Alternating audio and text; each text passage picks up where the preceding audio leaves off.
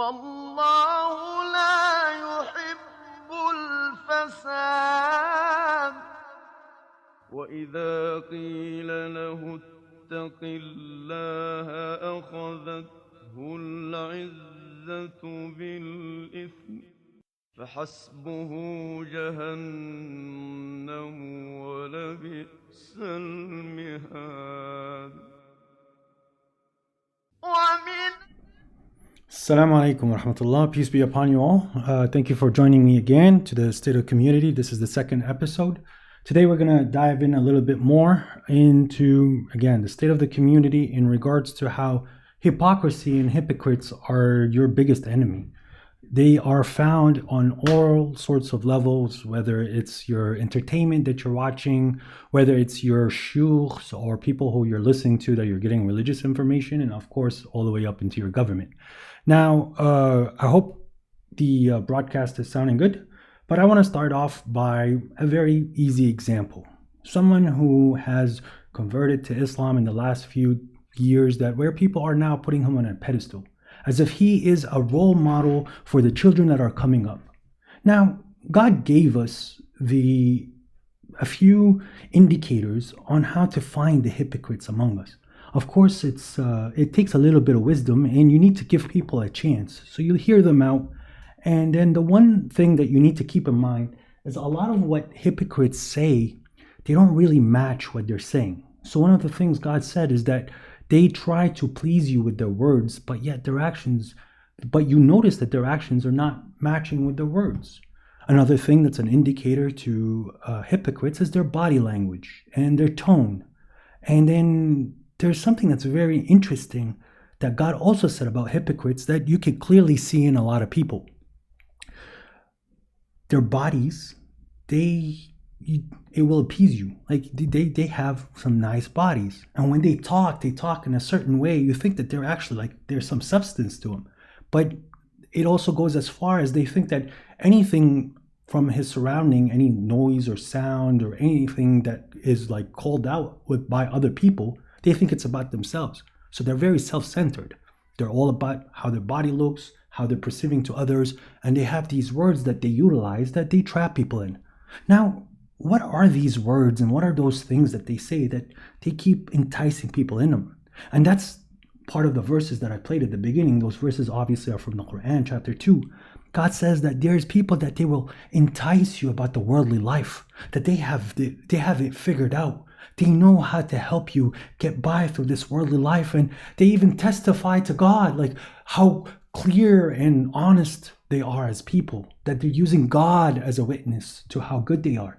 Yet, as soon as they turn away, all they want to do is destroy people's farms and what people are farming and working on. And then they want to destroy people's offsprings and ruin people's children's and whatever stock they have.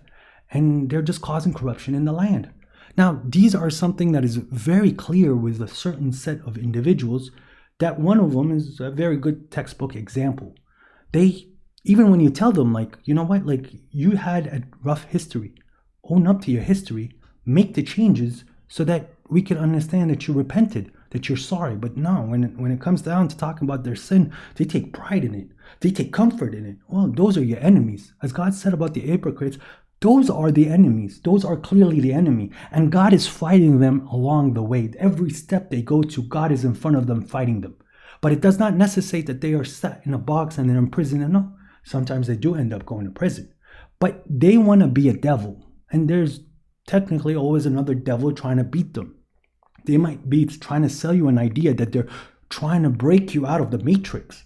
But in reality, they're trying to take you out of somebody else's lie and someone else's system and put you into theirs, so that you are the one who's dictating the reality to these new folks of people. So you're listening to this new leader who doesn't care about God. God said it very clearly. This is in Christianity, this is in Judaism, this is in Islam, this is in the believers know this very well. Some people want the worldly life.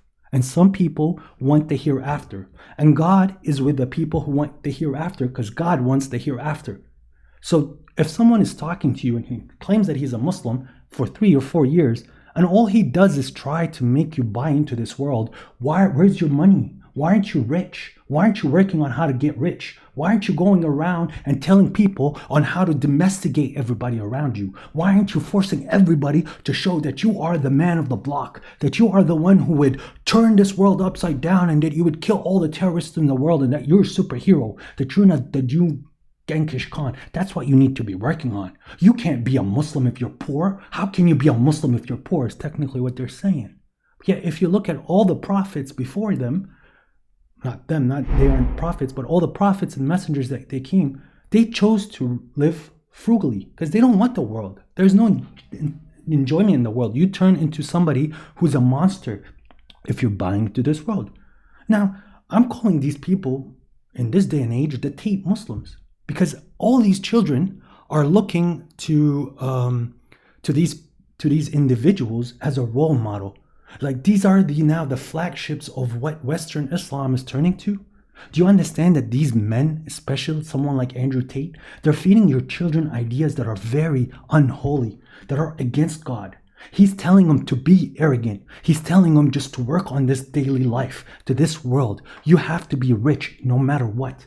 And the ways that you're going to take your money isn't through ways that's going to help your society. He's not encouraging people to be doctors because doctors are poor, according to him. He's not encouraging people to be engineers to solve the problems of third world countries, to change the salt water to drinkable water so that people who need water get the water, or ways to move the food from one side to the other side where people need to eat.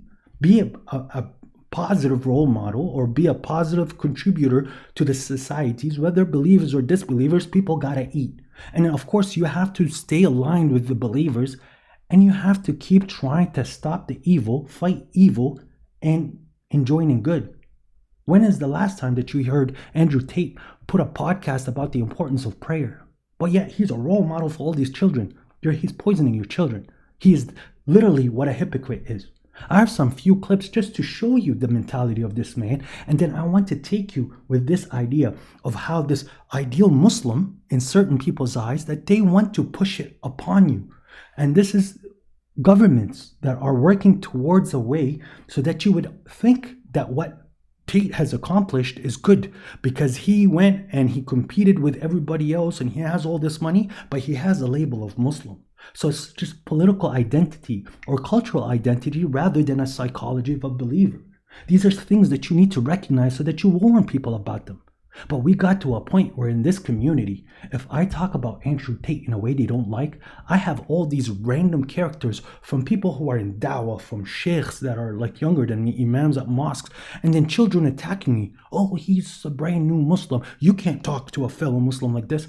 This man is clearly not caring anything about Islam. How many times have they told him to put a shirt on? He doesn't put a shirt on. It's not the fact that God told you you have to put a shirt. No, you have to show modesty. The reason why he's not putting his shirt on so that he could flex and show you his big muscles, because their bodies, well, they're gonna appease you with their bodies. You're gonna like their bodies. This is what God told Prophet Muhammad in the Quran. And so I want to show you just a few clips of what this man said, and then I'm going to show you how these verses are literally applying to him. This is, let's put it right here on the table. This is my interpretation from reading the Word of God and seeing the Word of God being applied on somebody. So I'm not the one who, in my faith, in my belief, I'm not the one who's making this judgment.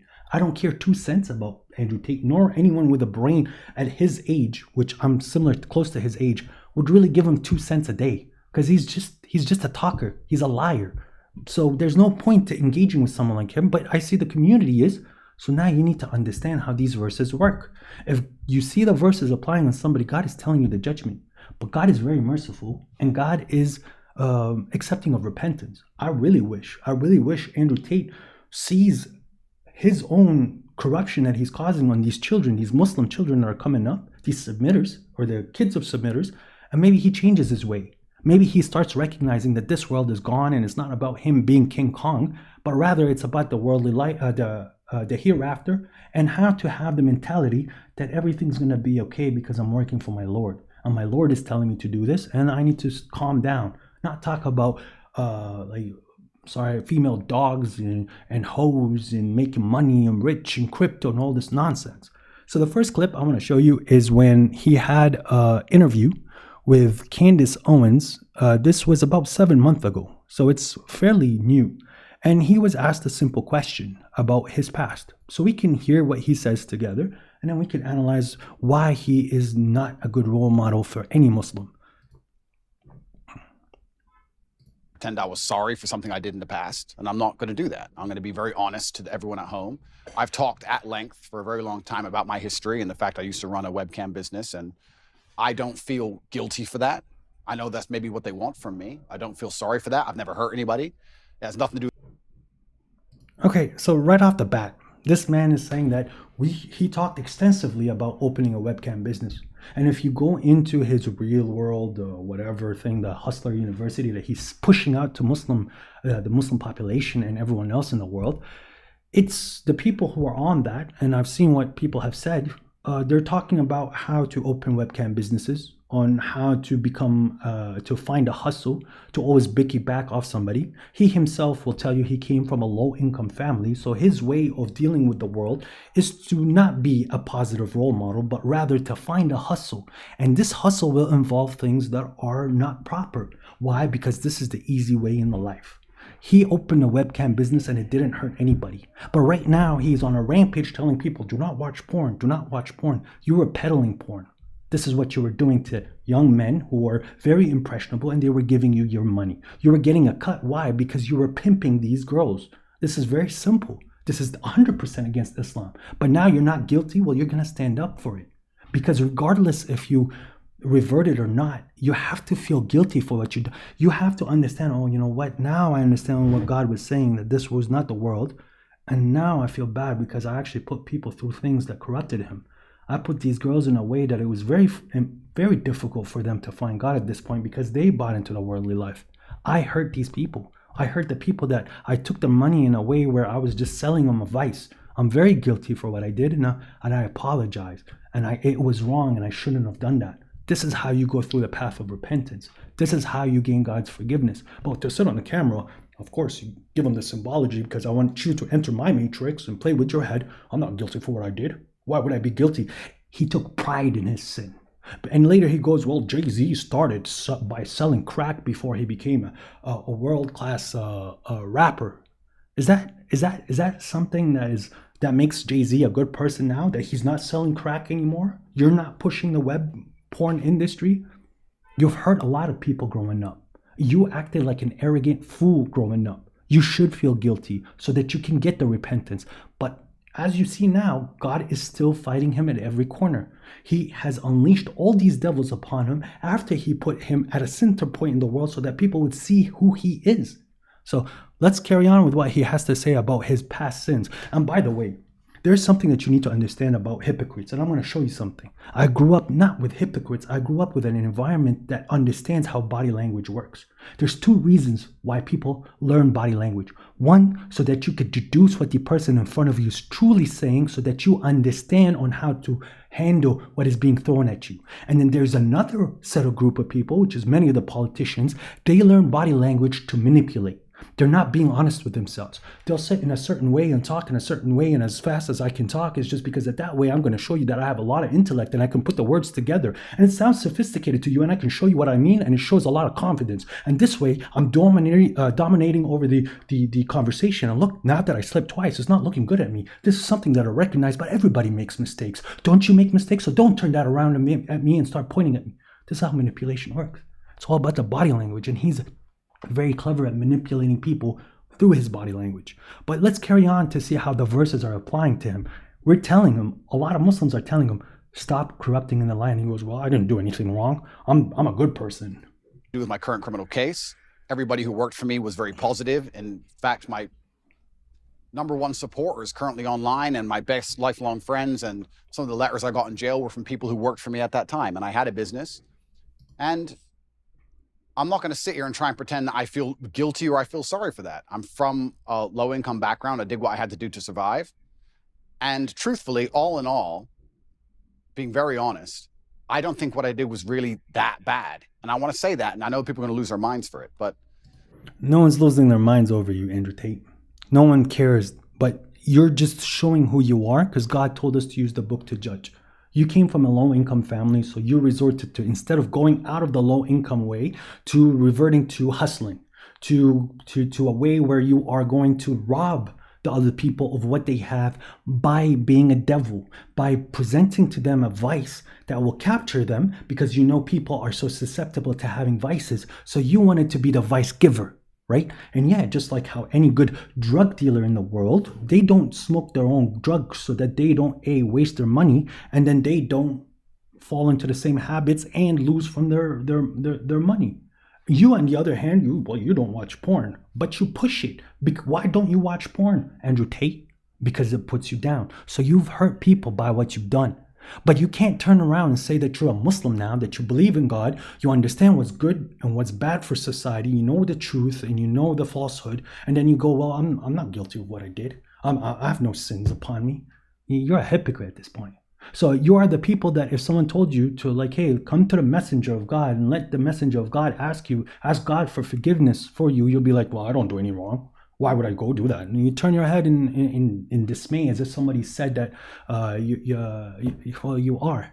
And now the funny part is, this individual who is supposed to be a Muslim, the way that he's presenting himself to the youth is a very disgusting and degenerate way, and it's still ongoing. So I'm going to show you this thing that he did, that he presented with an individual called Aiden Ross.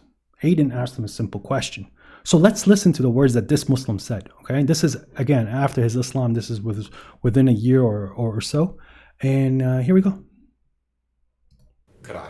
No. At the absolute elite, at the top echelons of masculine experience, you can turn a hoe into a housewife. But why would I want to do that? You want to just take a housewife and build what you No, want. you don't find a housewife. This is my exact point. You find a good woman, Yeah. and then you sit there and watch Netflix with her and say, this is garbage. And she'll sit there and go, yes, you're right, this is garbage. And you awaken her to the Matrix. When you find a good woman, she watches the bullshit from the Matrix and says, this is garbage. I don't want to be that. I don't want to be like these other girls. You're right, Andrew. Thank you for saving me. You saved me from the degeneracy, Andrew. You are my Lord. What would you like me to do for you? You are my Lord, Andrew. Right? La ilaha illallah, Rabbuna Allah. God is our Lord. But no. Andrew Tate wants girls to say, you are my Lord, Andrew. This is what they're teaching you. This is what he's teaching your youth, and this is how he's approaching matters. On, hey, let's put Netflix, which is a degenerate company showing degenerate stuff, and this is how I'm going to teach my women, because this is how people operate. I'm going to sit here and take somebody to a bar and sit him in a bar and surround him with people getting drunk, and they're like, hey, look, they're actually enjoying themselves. This is kind of weird. Why am I here? Well, because you don't want to be like that. But look at how we're doing. Take your young daughters to a strip club and put her in a strip club. You see these degenerate women? Don't be like them. That's not how it's done. You never sit there and make them resist the temptation at a young age. You eliminate the temptation, warning them of it, so that when they're in front of it, they are able to resist it. But then their only inclination is to eliminate it. That's how you raise good women, not by putting them on front of Netflix and showing them shows about the Antichrist and about homosexuality, and then go to them, oh, well, you don't want to be like these women. What? What kind of mentality is this? What kind of intellect is this? But now, here's the interesting part. He's always talking about the Matrix, and you got to escape the Matrix. That idea itself is a devilish idea. It came from a Hollywood studio, from a transgender Zionist who wanted to make this show about people escaping their reality because this reality is fake, and then now they are the ones who are running this show or this society. But in reality, everything that Hollywood is pushing you, they're pushing you a devil's idea of the understanding of reality. The world around you is very real. The real matrix is the matrix of God. That is the system of God. And when you're going to meet agents in that matrix, it would technically be the angels and the messengers who are not manipulating the world on their own hands, but God is manipulating it through them. And the people who are trying to escape this matrix, the real matrix, they're going around and building their own computer programs. And we're coming around every once in a while and destroying it. That's the truth. Everything in Hollywood is backwards. The Marvel series, whatever, they have a bunch of gods, little tiny gods, that are fighting this evil man who is saying that you guys are acting like animals. And no, the gods are the heroes in this case. And the person who's saying that this world's going to be destroyed, he's the enemy. That's the person that we need to remove. See, everything in Hollywood is backwards to what God has been telling you, because this is how the devil programs you. Now, Andrew Tate is Morpheus. He's not even Neo. He's teaching you about his matrix. Here's a red pill. You want to travel the red pill, and I'll show you how to get women and everything's happy. And here's a blue pill. You could take it. It's just like Viagra, and it's going to keep you hard for the next 3 hours. That's what Andrew Tate is giving you. Either come into my porn industry and come to see how these women are around me and this money that I have and watch me, worship me, or come take the red pill and try to be like me. But you can't compete like me because I am your Lord, as he said. Oh, Andrew, you're my Lord, right? That's what they say. So these are the mentality that is right in front of you. Yet you have a majority of these people that claim that they're Muslims that want to defend him. What is there to defend? What is there to look at? Like, this man is obviously someone who is way gone. Apologize. 1 second. So yeah, this man is way gone into what he's going through. And he's going to be fought every step along the way, because that's what God said that these people will do. Now, to further the point, what is he pushing on to people? Cigarettes and caffeine. Because he wants to say in here at the same interview on what he wants people, or what he's offering people, which is literally just cigarettes and caffeine. Or nicotine and caffeine, even worse. Oh, weird you guys are. Can I get a hit, bro? I'll give you a cigar here. Cool. How much are these cigars worth, by the way? A couple $100 or something. Per cigar? Yeah, so How do I do it? Which side? This side, right? Other way. You can light it. How do I do it? Sorry, I just don't know how to do it. Nicotine and caffeine are miracle drugs. nicotine and caffeine are miracle drugs, right? Nicotine, I have yet to see anybody in this world. I promise to God, and you will not find them. There is not a single person that will smoke a cigarette or take nicotine, whether it's a vaporizer or whatever, and is guided by God, other than if God wills. You cannot oppress yourself, destroy your body, do something that is a vice, get addicted to a drug, and then say that God is going to help you in your life. You're going to make all the wrong decisions because God is not part of your life at this point. You have left the grace of God, despite you believing in God in the last day, if you smoke a cigarette. People who are hypocrites are people who are driving cars that God has already decreed because of their hypocrisy. They will not make the right decisions because they will make the decisions that hurt them. While they're driving the car, they'll take a turn and they crash the wall. So God is clearly telling you, as he told the prophet, do not follow or obey or listen to these people. Do not obey them because God is wise. God is extremely wise. So you obeying a hypocrite, it means you're sitting in the car with him. When he crashes, you're going to go through the pain. So why would you listen to somebody like that? Caffeine is not a miracle drug. Nicotine is not a miracle drug. There was a very long, ongoing debate in the Islam community whether caffeine should be forbidden because it's mind-altering, because it has addictive properties. How many of you nowadays wake up and you can't get your day started until you get your cup of coffee?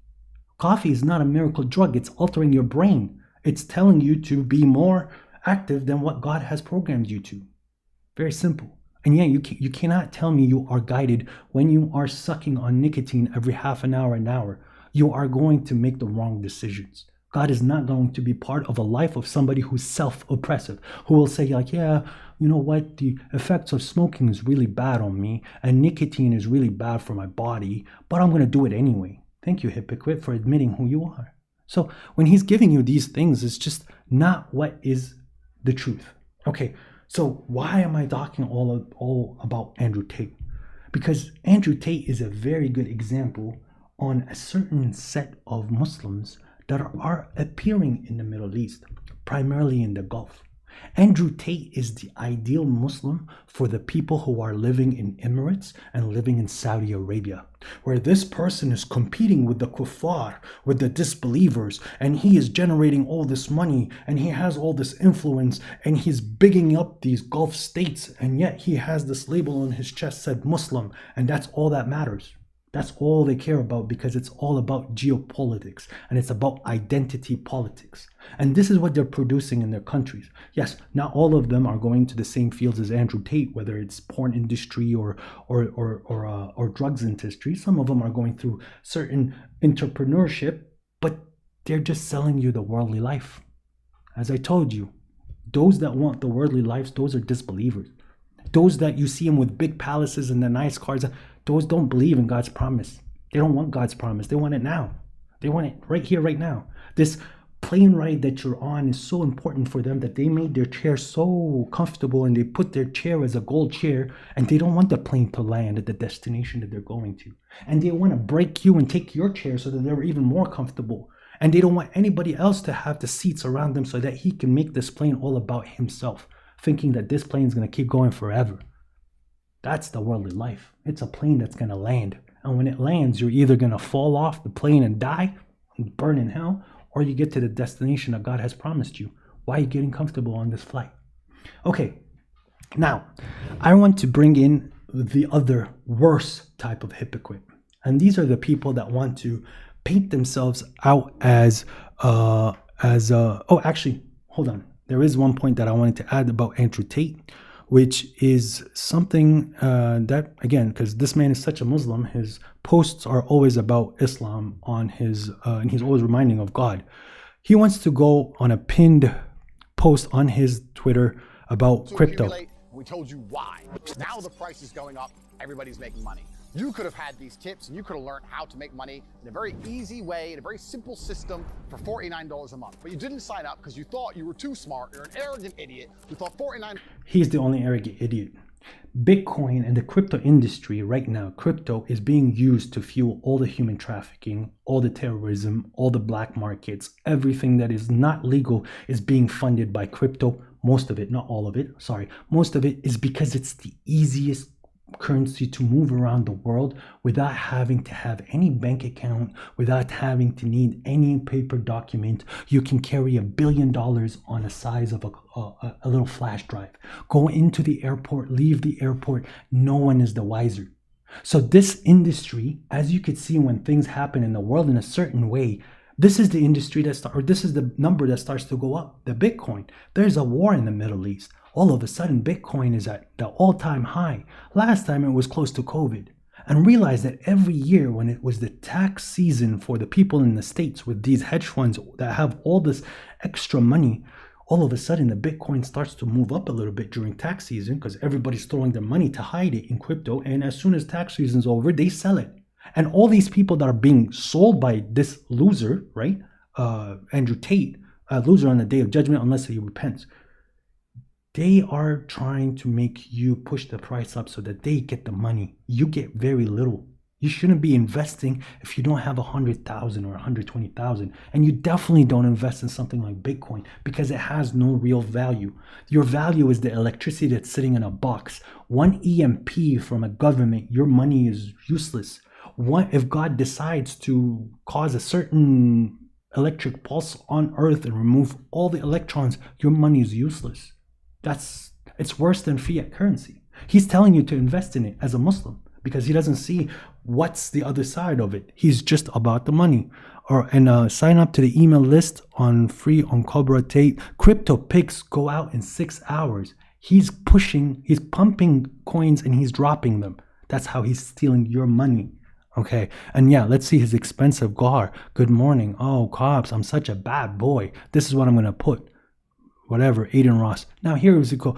Regardless of your politics, watch me send money. Watch me pay the money. Because the people who don't care about the day of judgment, they spend money and show that they're like affluent, right? And that there are people who are helping people just to show people, right? So yes, nice. Okay, and whatever good you get or whatever good you do, you will get. But whatever evil you're going to do, you're going to get. So now you're still watching porn with his shirt off. He's half naked, showing you a dog and big muscles. Come buy the world. You're not going to get it. Oh, come buy the world. He's a strong man. What a nice body. Look at how he talks. He's just signs of hypocrisy. Hypocrisy, hypocrisy, hypocrisy. Buy the world, buy the world, buy the world, buy the world. That's all he wants to do is buy the world. So when are people going to wake up from these kind of individuals? Now, let's move on. I want to attach what I'm showing you about Andrew Tate back to 1 minute to the United Arab Emirates. United Arab Emirates has been producing people like him on all sorts of avenues, whether it is your sheikhs in the mosques, right? They're telling you to buy the worldly life, whether it's the politicians that are coming up. Just as a side note, because I have to be honest, the ruling family in Sharjah is different than all the other ruling families in the UAE. Sharjah's, at least, the ruling family there is a little bit more inclined to the day of judgment, and they do have a fear of God, and there's still things about Islam that they are trying to keep in place, but of course they're having a lot of pressure from the people around them. So now, apologize, there is a picture I wanted to pull up, and it is of this man. Yeah, this is him. So this individual, okay, who's all of a sudden a good friend of Andrew Tate, is Faris al-Hammadi, right? He is known as a scholar that he keeps saying, I have no involvement in the government. I don't know what the government is about. I'm just a person who helps you understand the truth. But you see the people in Hamas, those people are evil. Don't listen to them. You see those Muslims in Egypt, don't listen to them. They're evil. But I will show you how to do your salah and wudu and what to do. But by the way, these Muslim leaders in the Gulf, they're so much smarter than me. They're so intelligent. They're playing a game. They're playing 6D chess. I'm just stuck on 1D. He's just an idiot. He's a hypocrite. This is what these kingdoms are producing as Muslim scholars. Now, let's listen to some of the stuff that he's saying so that we can go back and analyze it on the word of God. And then know that this man is your enemy. So the first clip that I want to show you of Mr. Faris, Faris whatever. Let me see if I can find it. It's this one. So Sneeko recently sat there and so Sneeko recently had a discussion with him, and this man had a few questions about like selling alcohol in Muslim countries.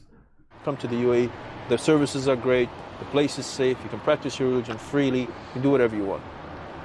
And what do you think of the future of these places looks like? Do you think they're gonna continue to try to appease to Westerners? It seems like that's been the criticism, is that, you know, like, oh, they're serving alcohol, blah, blah, blah. Do you see the future positive, or do you think that they're adjusting too much to Western values? I think the leaders here are very, very smart. They're playing a game that it's way ahead of me, but I can understand what's going on. Today, if you want to be, this is my interpretation, I could be wrong, huh? Today, if you want to be a power in the world, you have to have a strong economy. Yeah. You have to have investments, economy. You have to have some kind of value into the world and impact. Because you're up against the wealthiest families for generations and generations. You have to play the economy game. So if you don't play that, you're going to be weak. Muslims are going to be weak. You're right. And it just rolls out. So yes, I'm not justifying, I'm not justifying selling alcohol is a major sin. Drinking alcohol is a major sin. Any other harams in Islam, I confirm it completely. And I don't justify these things. But they're playing a game I don't know. Yeah? Haram stays haram, halal stays haram. Halal stays haram. That's a nice split up. Okay, so yeah, I guess he wants to play the game that this is how we're gonna keep Muslims strong. We are going to peddle the haram and not partake of it. This Faris or whatever he is, he's an old grown man, right? He went through his teenage years and youth years where alcohol was not around. Okay, now, well, maybe to a point it could have been, because he's probably around my age as well, if not maybe a little older. But now all of a sudden, he's telling you, well, you know, for us to compete with these other families that had a lot of money and these other big powers, we need to start peddling the haram. But of course, don't do it, right? That's literally what hypocrisy is. This is you playing lawyer with God, okay? I didn't drink alcohol, I just sold it. How's that a sin? I didn't make porn, I just shot it, okay? I didn't gamble, I just put the cards out. Like, you are being a devil at this point. How come for 1,000 years, 1,200 years, 1,000 years, the Muslim community, the civilization that came after the Prophet Mohammed, they were the strongest economy, they were the strongest force for a very long time, and they didn't resort to selling alcohol? Why is that now the way that you're going to make it? Is that how you're going to present yourself? I have a nice picture right now on the screen of the Ramadan special offer. This Ramadan special offer, where in Dubai. This is in Dubai. You get 3 draft beers, right? And just one light beer, right? Okay, or one light bite for 109 dirhams. This is boosting our economy, right? You buy 4 shots of B52 or BCC Boom with one light bite, for your iftar for 119. Or single malt whiskey bottle with 2 starters for 699. Of course. Because if you're going to deal with haram and you're going to play lawyer with God, then you're going to get what's due for you. You're going to get bankrupt. You're going to get run up by everybody else, and your civilization is going to cease to exist, just like all the people before you. This is the message of Islam. What do you mean you're going to follow the desires of other people and peddle it to them instead of stopping it? Like, why stop at alcohol? Why don't you go as far as, actually, let me talk about playing lawyer with God. So back in the day, my grandmother used to tell me, because we used to live in, they used to live in the Jewish quarters of a country in the Middle East, okay? So this is before the Jews got expelled, because the Jews wanted their own lie and Zionists, which shouldn't exist. But the Jews used to, on Saturday, on Sabbath, used to knock on my grandmother's door, and they'd be like, hey, today is Sabbath. We're not allowed to use the oven. You know this very well. And they were friendly with each other.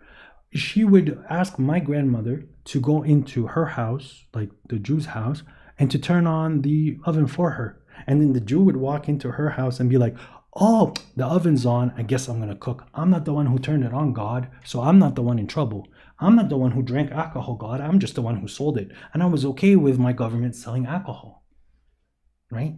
Like, this is just nuts. This is not how you compete in the world. And the only way we've been able to stay as a single community and actually like conquer what is around us by the permission of God is by adhering to the word of God, by making sure that the truth is what is happening. Fight them until there is no fitna, until there is no confusion, until there is no trials in the land. If you're going to sit and sell alcohol and present it in front of my children that you shouldn't drink it, but we're going to sell it, then what do you think my kid's going to do behind my back? It's not about them being good or bad. I'm going to send them to the schools that you're paying for. I mean, the ones that you built, the ones that you're putting available to the public. They're going to go into the curriculum that you chose out for them to be. They're going to be surrounded by foreigners where their parents have no problem with drinking. And then the drinking is going to be in front of them. What do you think the next step is? He's going to try it. That's usually how it goes. But as I was going to say earlier, there's like, why would you just stop there? You can start going with the casinos. Casinos is pretty good, right? That's a good business. So Ras Al Khaimah to host UAE's first casino with Wine Marianne property. Why should we stop there? Like, why don't you understand that this show and tell of Islam is a luxurious destination and that these Muslims will know how to live nicely? It's not going to work, because things that you don't realize, that Dubai, it not being an oil city, there's not much of oil in Dubai. The oil's in Abu Dhabi. Abu Dhabi constantly has to bail out Dubai, because Dubai, without people telling you, is actually bankrupt. Dubai is in a lot of trouble. The tallest building, Burj Khalifa, was technically supposed to be called something else. But the guy in Abu Dhabi, because you know what, that's how families work, he said, I see that you're broke. I will give you the money to finish this big tower for you to show off in front of the world, but you're going to name it after my father. And the guy, there was a little bit of resistance, and then they changed the name to Burj Khalifa. But it was not originally supposed to be Burj Khalifa. You see, this is what they're all about, the worldly life. But yet they don't even have the money to sustain what they're having. This is specifically in Dubai. This is not how God wants you to be. This is called aluwan fil ard, uluwan fil ard. They just want to be dictators, big guys, big money, empire building. And then you're ruining the whole community around you because of your hypocrisy. Because you don't have a problem turning around, shaking the hands with a Hindu, and then coming back and acting like you're a Muslim. You have no problems signing deals with a Zionist state, killing your Muslim brothers, and then going around telling me that you're a Muslim. And God forbid if your economy is shaking a little bit because we want to resist this evil that keeps destroying our children. Like in the same interview, like it's very aware of what's happening. Just some waters, please. Some waters. Do you want some food? No, I'm okay for now. We'll eat after, yeah, because just some waters, please, and a Turkish coffee, please. One Turkish coffee. Cola zero, please. Oh, I'm supposed to be boycotting? Am I supposed to be boycotting in this video? Oh, come on. Of course you get cola, man. I didn't even pick up on that. Oh, should we boycott to support people in Palestine? Boycotting doesn't help. Yeah, it does. Boycotting helps a lot. Forget Palestine. Put Palestine to the side. Let's say that we're not boycotting for Palestine. You're supporting corruptors. Nestle, Coca-Cola, PepsiCo, P&J, all these big companies, they're all corruptors in the land. McDonald's, Mars Company, all of these huge enterprises that just cause problems in the world, from pollutions to overpricing to eating the small guy. These are all devils. These are all going to hell at the end, because all they wanted to do is build their stupid empire by selling the necessities for people or selling them sugar. So you ordering Coca-Cola, forget Palestine for now. You don't want to help, fine. You want to make fun of people who are helping because you're anti boycotting. It affects the economy. Well, you know what? People who are Muslims who work for these Zionist companies, right, to serve the Zionist product, they're going to lose their jobs. So don't boycott. Boycotting is going to hurt you. Boycotting is going to cause inflation. So please don't stop boycotting. We don't want inflation. Well, what is there to inflate when your people are dead? Like, what are you talking about? Your money, those companies, they're all fake. It's all about interest. And this is the funny part that I didn't show you about the family helping a family. It's right here. You know what they did? They took the money and then they did it at, I believe it was 1% interest rate, right? They borrowed money. No, this is not it. The one that I want to show you is right here. So they took $20 billion as a loan to help them from a crash, and at a 1% annual interest rate. Muslims borrowing from Muslims at a 1% annual interest rate. But don't boycott, Our economy is very important. Sorry, I'm not sure. Is the video skipping?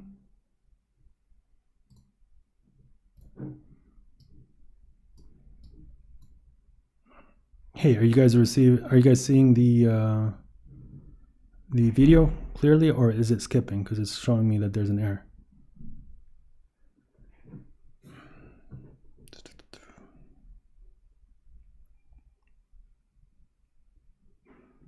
Can somebody answer?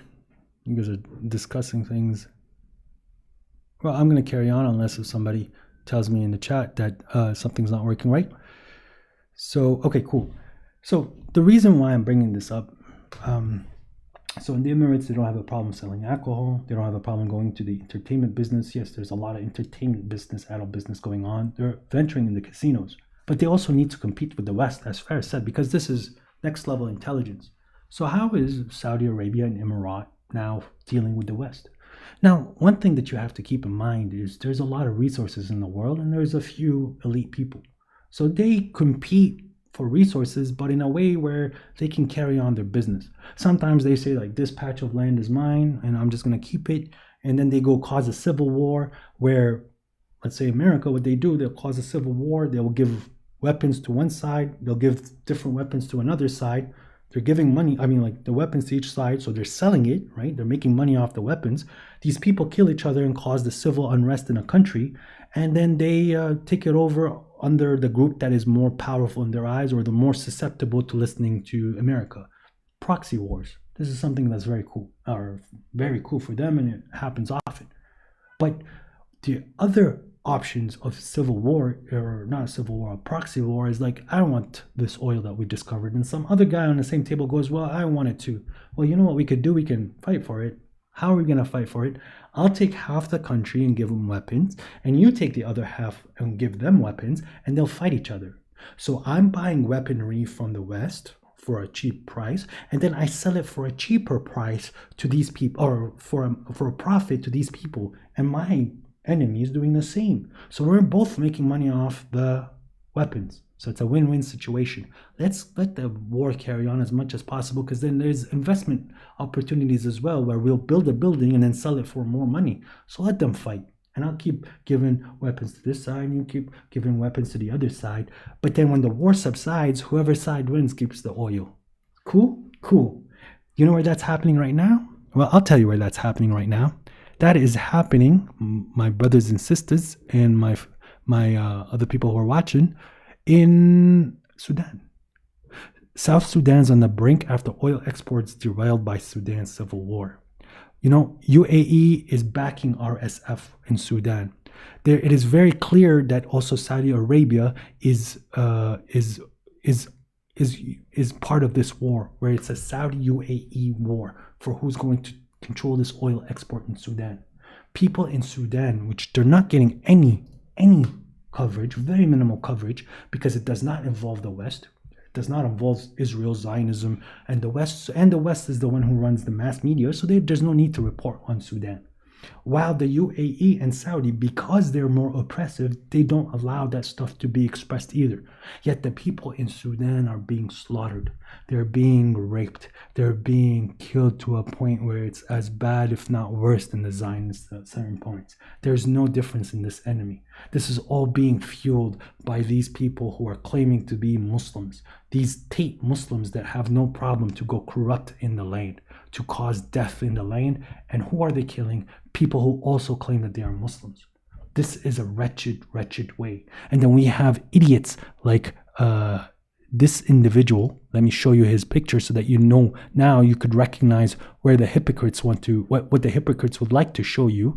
Then we have idiots like him, Faris al-Hammadi. Oh, don't revolt against the Muslim leaders. I'm not telling you to revolt, but don't revolt against the Muslim leaders, because more Muslims will die that way. Well, who's the one who's going to be killing those Muslims? The one that's oppressing them in the first place, which is those same fucking leaders. Sorry for I apologize for swearing, astaghfirullah. But this is how they keep you in line. They will kill you, kill your family, kill your business, kill everything around you, so that you don't speak the truth. And then we have idiots like Rabbi Faris here saying, oh, well, you shouldn't speak against the leaders. That's what happens. That's called terrorism.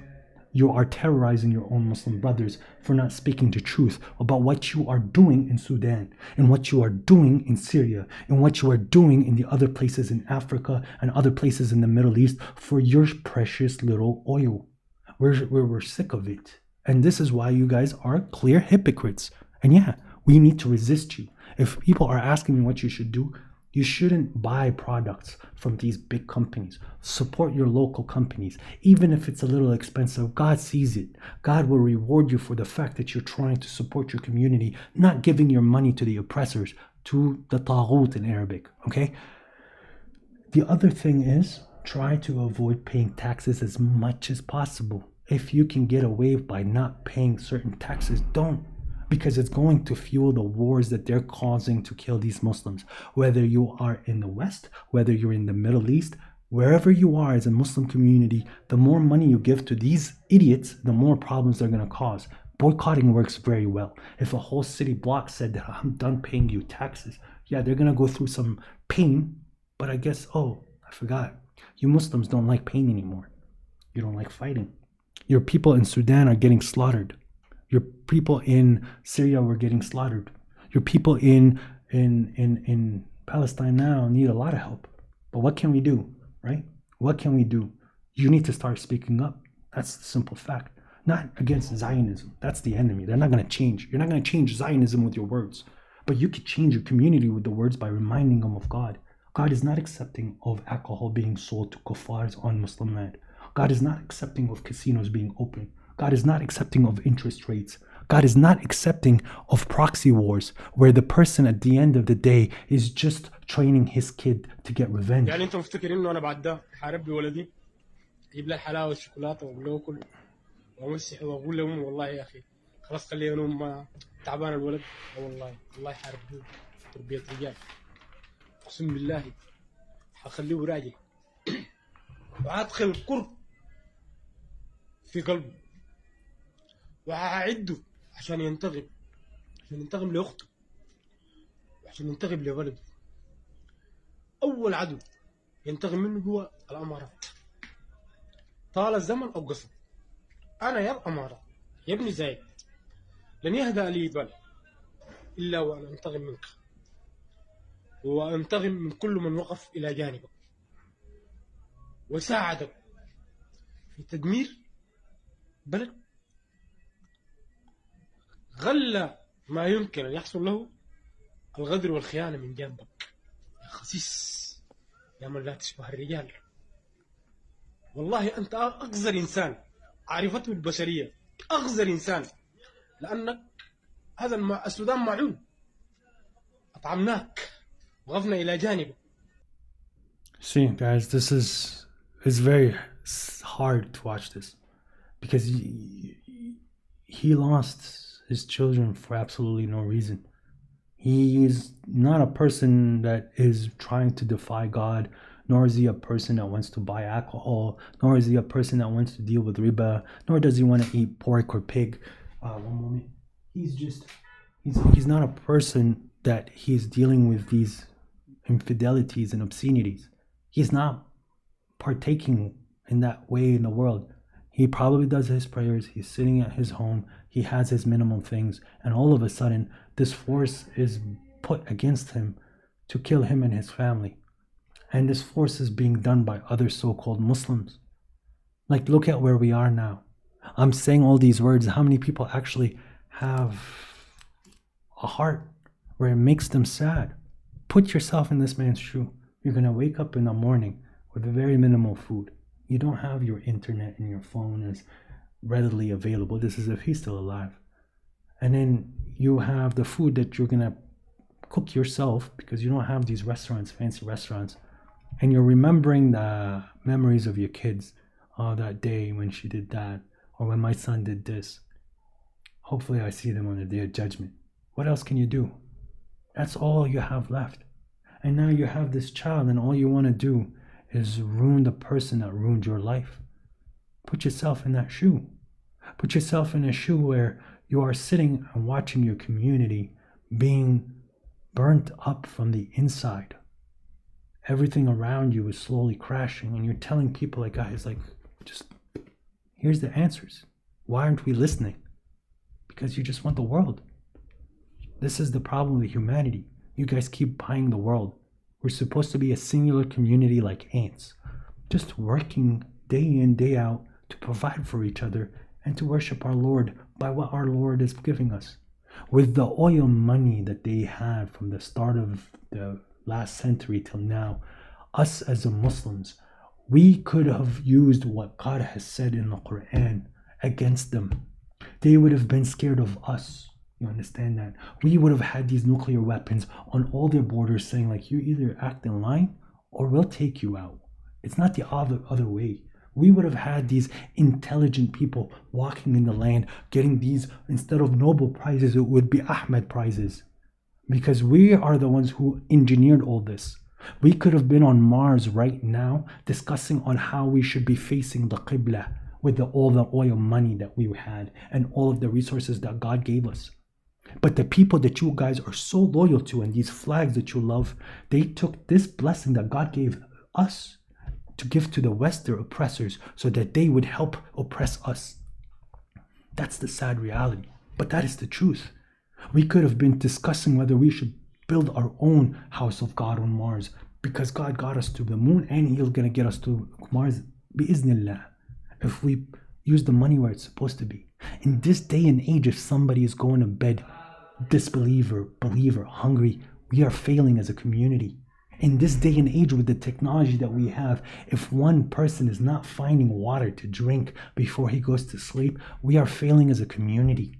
If a person is having a problem finding a bed to sleep when half the city is empty because the other half is on the street because they can't afford their homes, we are definitely failing as humanity. Do you think God is going to allow this to carry on? Do you really think God is going to allow you to keep corrupting this world? Or is He going to remove it in its entirety if He chooses to? Or cause another, let's say, flood, rocket, and give us 10, 15 people to start building in His name again? This happened time after time after time. You know what you need to do as a Muslim right now? Prepare yourself, because you could see the Sunnat Allah, you could see the tradition of God in front of you.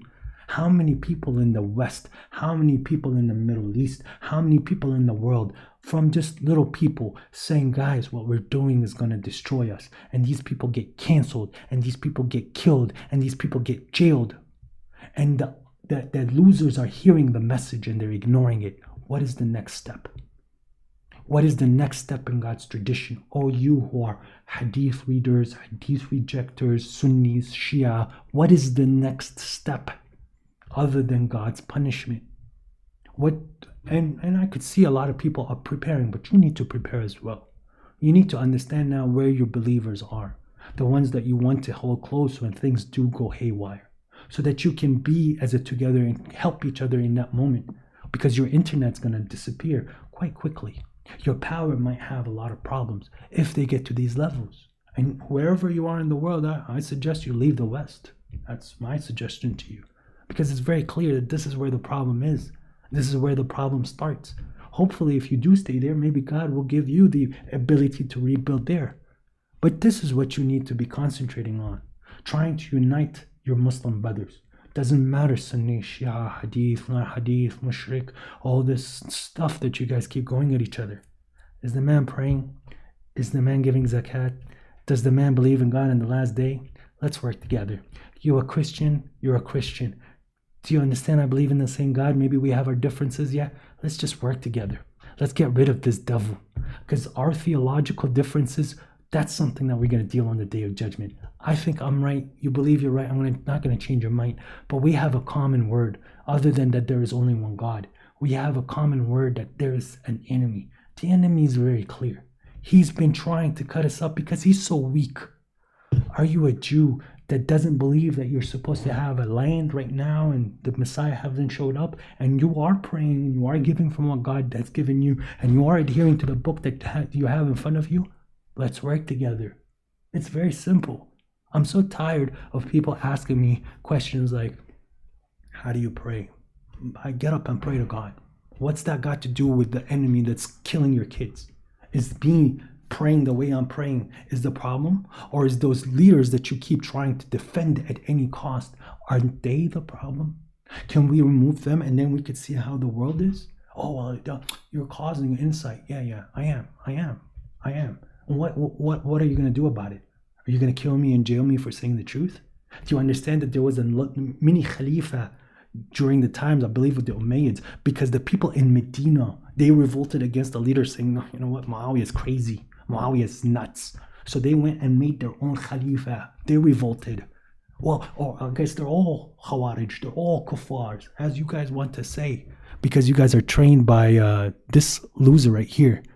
This loser that does not care for you. He just cares about the money.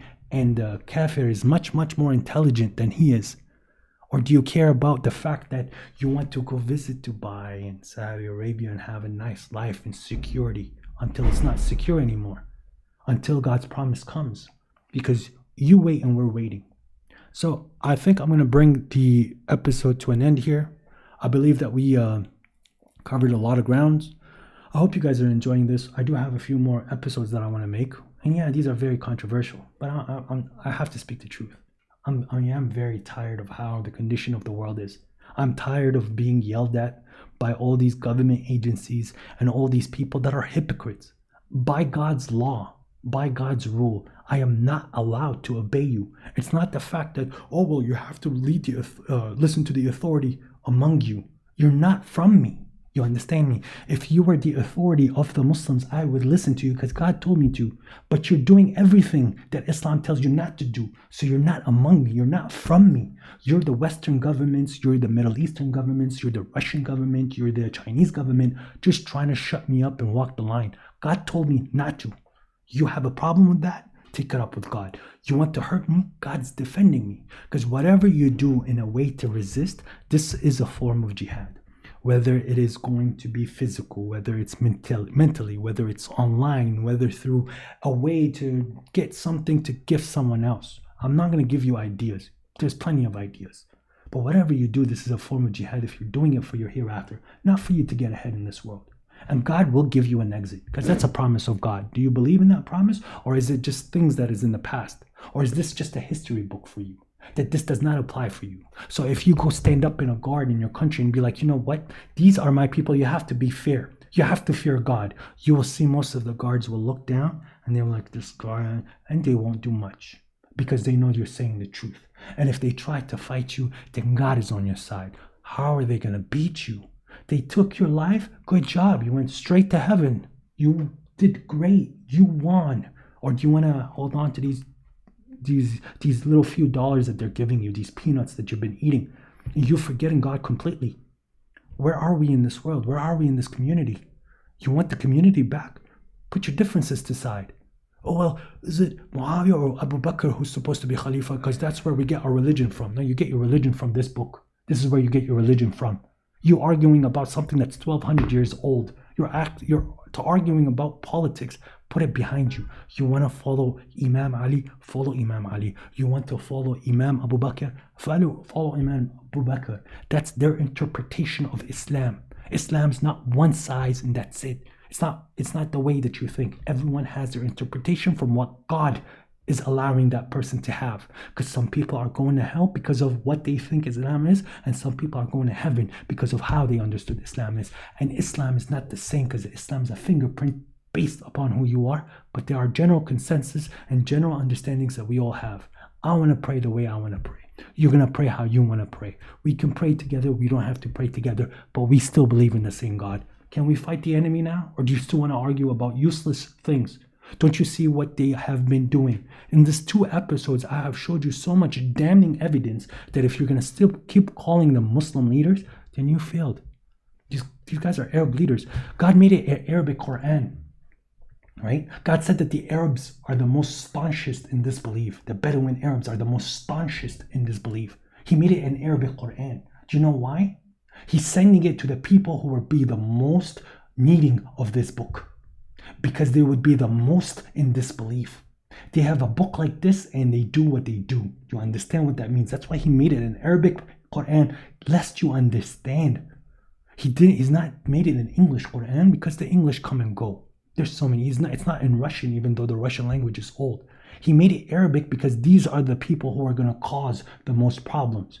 That's why it's in Arabic. That is one of the reasons why it's in Arabic. Is that wisdom? Is that logic? Well, good. So now you know who your enemies are. The hypocrites, the disbelievers, and those who take multiple gods. Those people who are having weird concepts in theology, just put it to the side and try to work together. The people who are guided want to have a single community which has so many colors, so many races, so many shapes, and so many interpretations. So let's just keep it at there. Assalamu alaikum, and hopefully we find our peace some way, somehow. Islam is giving you internal peace and peace with what's happening around you. But to think that there's going to be world peace, then you failed. There cannot be world peace as long as there's a devil, and the devil's not going away. With those words, I hope you think about what I told you and really make a difference. Your universities and your schooling and your aspirations and your businesses, those are about to get stripped in a way that you're not going to like. And if you're not prepared for that, then you really didn't find the Islam in your heart. And you're going to look around and when there is no more internet and phones and things to look around and say, you know what? We are really oppressive. We really didn't care. We really didn't listen. And these people were too strong for us to do anything. You're 7 billion. You're 2 billion. You're 1 billion. You're 500 million versus a good 200. What are you too strong about? Oh, they have militaries, armies. Those armies are in the same shape that you are. So anyways, hopefully you guys start speaking the truth loudly in your languages, and we'll go from here. Salam again.